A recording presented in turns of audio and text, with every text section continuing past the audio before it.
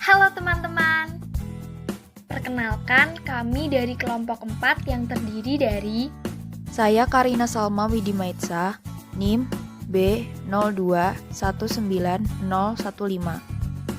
Saya Guntur Windy Prasetya, NIM B02190027.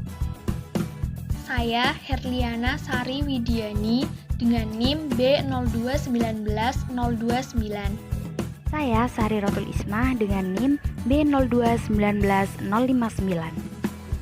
Perkenalkan, saya Fabian Farel dengan NIM B02190065. Di video ini, kami akan memaparkan hasil kajian kami di bawah mata kuliah Semantik Bahasa Indonesia, yaitu Analisis Komponen dan Jenis Makna pada Peristilahan Pandemi COVID-19. Tahun 2020 ini merupakan tahun yang berat untuk semuanya.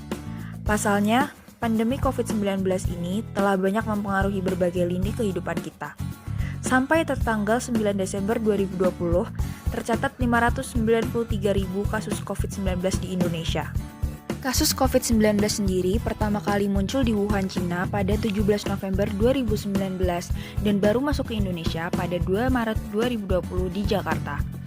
Pada 10 April 2020, pembatasan sosial berskala besar pertama kali diberlakukan di Indonesia, tepatnya di Jakarta, dan mulai disusul PSBB di daerah lain. Dengan pemberlakuan berbagai protokol kesehatan, termasuk penerapan adaptasi kebiasaan baru, muncullah banyak istilah yang menandai bermacam hal berkenaan dengan pandemi COVID-19. Munculan istilah-istilah tersebut telah banyak didokumentasikan oleh berbagai media, baik dalam bentuk artikel, infografis, hingga videografis. Namun, kami menemukan peristilahan tersebut dikumpulkan secara parsial saja. Di sini kami ingin berkontribusi untuk mendokumentasikan peristilahan tersebut secara lebih lengkap, kemudian menganalisisnya sebagai salah satu aktivitas studi bahasa. Kami telah mengumpulkan sebanyak 48 istilah yang berkaitan dengan pandemi COVID-19. Selanjutnya, kami akan menganalisisnya secara semantis menurut komponen maknanya. Komponen makna. Komponen makna adalah keseluruhan makna dari suatu kata yang terdiri atas sejumlah unsur, di mana antar unsur memiliki ciri-ciri yang berbeda. Komponen makna mengajarkan bahwa setiap kata terdiri atas satu atau lebih unsur yang bersama-sama membentuk makna kata.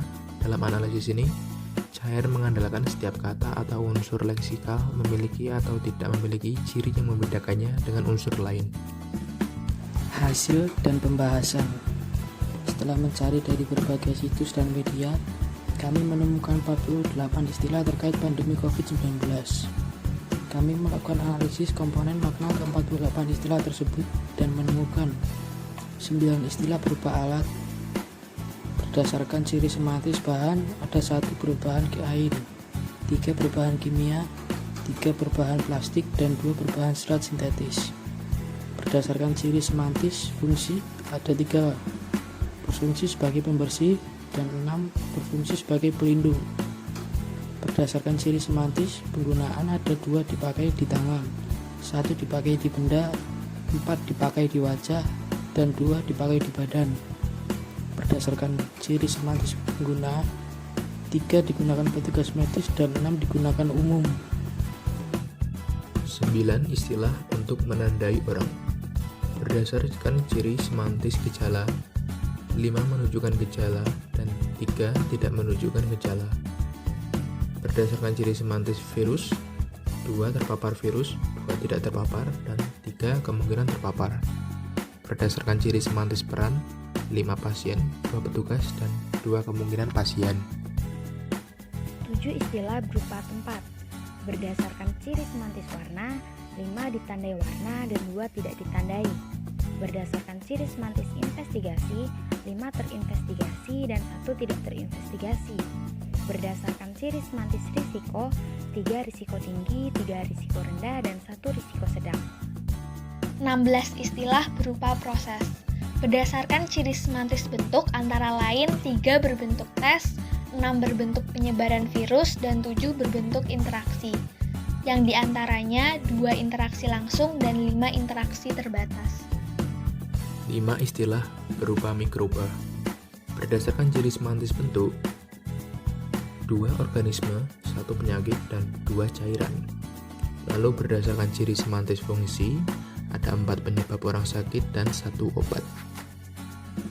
Setelah mencatat sebanyak 48 peristilahan pandemi COVID-19 dan menganalisisnya, kami menemukan terdapat 9 peristilahan berupa alat, 11 peristilahan berupa orang, 7 peristilahan berupa tempat, 16 peristilahan berupa proses, dan 5 peristilahan berupa mikroba. Demikian paparan hasil kajian kami. Kurang dan lebihnya mohon maaf. Semoga bermanfaat dan terima kasih.